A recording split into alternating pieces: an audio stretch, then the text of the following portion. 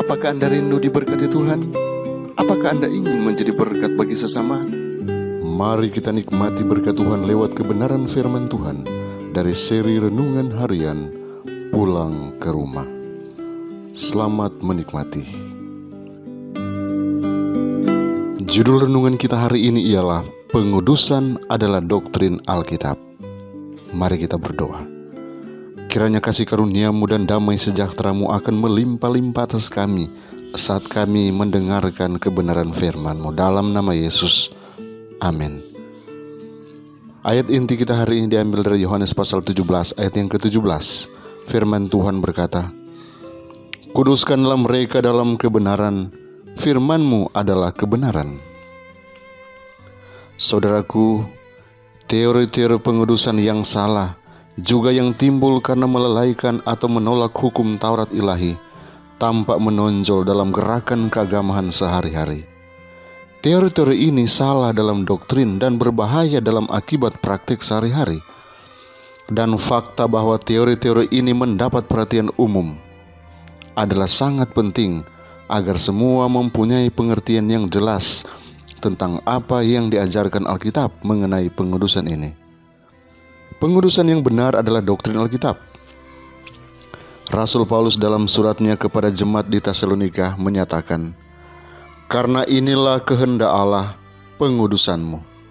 Dan ia berdoa, "Semoga Allah damai sejahtera menguduskan kamu seluruhnya." 1 Tesalonika 4 ayat yang ke-5 dan 1 Tesalonika 5 ayat yang ke-23. Alkitab dengan jelas mengajarkan apa itu pengudusan dan bagaimana cara memperolehnya.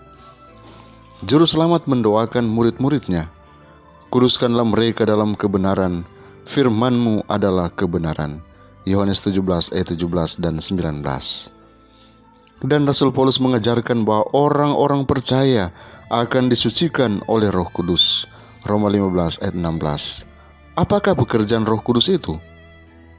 Yesus menyatakan kepada murid-muridnya, "Tetapi apabila Ia datang, yaitu Roh kebenaran, Ia akan memimpin kamu ke dalam seluruh kebenaran." Yohanes 16 ayat 13. Dan pemazmur berkata, "Tauratmu itulah kebenaran." Mazmur 119 ayat 142. Melalui firman dan Roh Allah telah dibukakan kepada manusia prinsip-prinsip agung kebenaran yang terkandung di dalam hukum-Nya. Dan oleh karena hukum Allah adalah kudus, benar dan baik sebagai salinan kesempurnaan ilahi, maka tabiat yang dibentuk oleh karena penurutan kepada hukum itu juga adalah kudus. Kristus adalah contoh yang benar dari tabiat seperti itu. Ia berkata, "Aku menuruti perintah Bapakku." Yohanes 15 ayat 10. "Aku senantiasa berbuat apa yang berkenan kepadanya." Yohanes 8 ayat 29.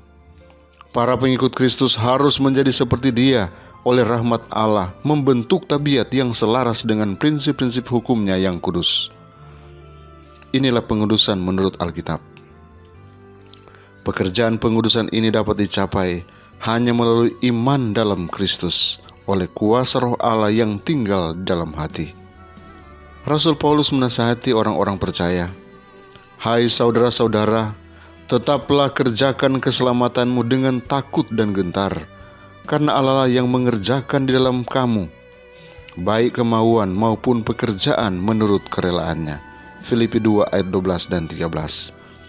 Orang-orang Kristen akan merasakan dorongan-dorongan atau desakan-desakan dosa itu, tetapi ia akan selalu berperang melawannya.